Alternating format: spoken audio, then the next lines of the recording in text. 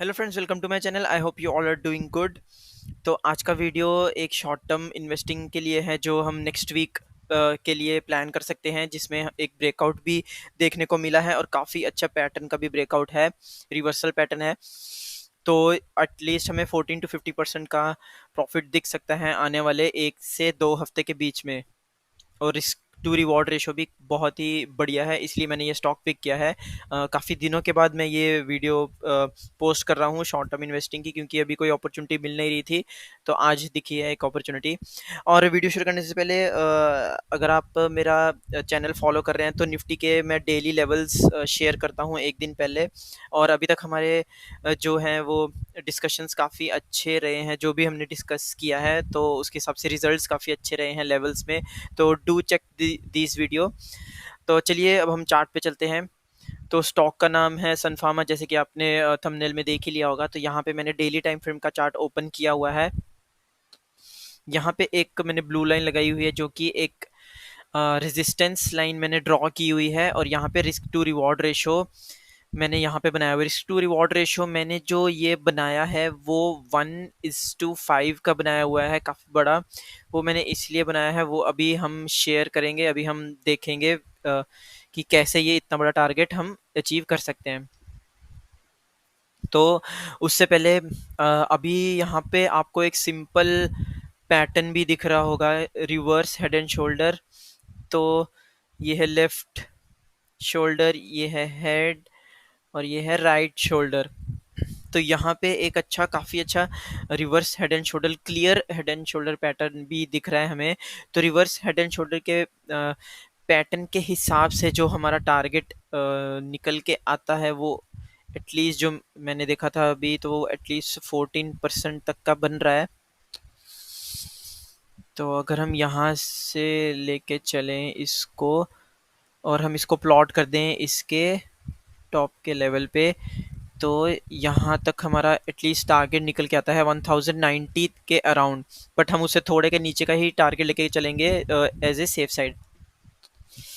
अब यहाँ पे एक चीज़ और थी कि यहाँ पे यही क्यों रेजिस्टेंस लाइन क्रिएट की हुई। एक्चुअली यहाँ पे एक रेंज है रेजिस्टेंस की, जो मैं आपको दिखाता हूँ।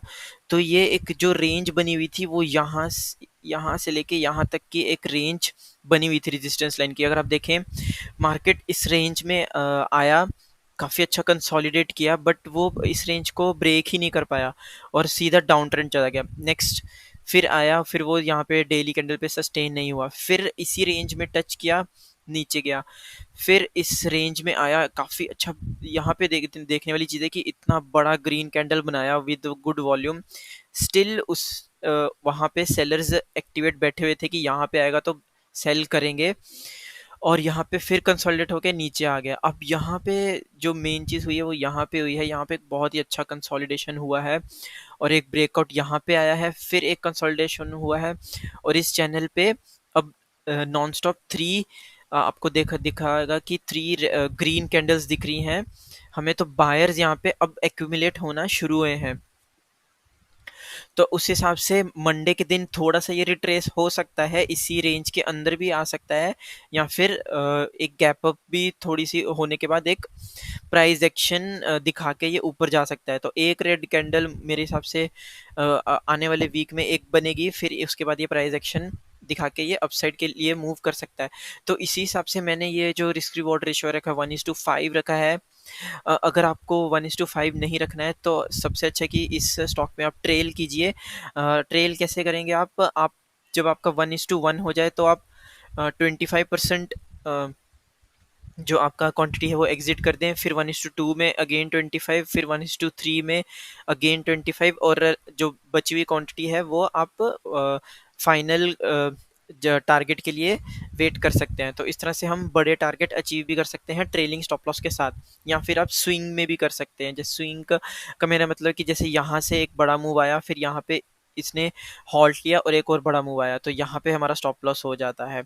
तो इस तरह से हम स्विंग्स पे भी ट्रेड कर सकते हैं। तो आई होप आपको वीडियो अच्छा लगा होगा और अच्छी लर्निंग भी मिली होगी। तो इस तरह से हम ये हेड एंड शोल्डर पैटर्न पे, reverse head and shoulder pattern पे नेक्स्ट वीक ट्रेड ले सकते हैं, और 14 to 15% का gain within 1 or 2 week मुझे लगता है कि आ जाना चाहिए या आ सकता है। और एक चीज़ का जो मैं हमेशा जो बताता हूँ कि कभी भी आप ट्रेड कीजिए स्टॉक्स या किसी भी इंस्ट्रूमेंट में, तो बिना स्टॉप लॉस के तो ट्रेड लेना ही नहीं है। और आपका जो कैपिटल जितना भी है, और आपका वो कैपिटल आपका पोर्टफोलियो के 3% से ज़्यादा नहीं होना चाहिए। ऐसा मैं करता हूँ। तो आप अपनी रिस्क एपेटाइट के हिसाब से यहाँ पे क्वांटिटी ले सकते हैं। और ट्रेड लेने से पहले आप अपने फाइनेंशियल एडवाइज़र से एडवाइस भी ले सकते हैं।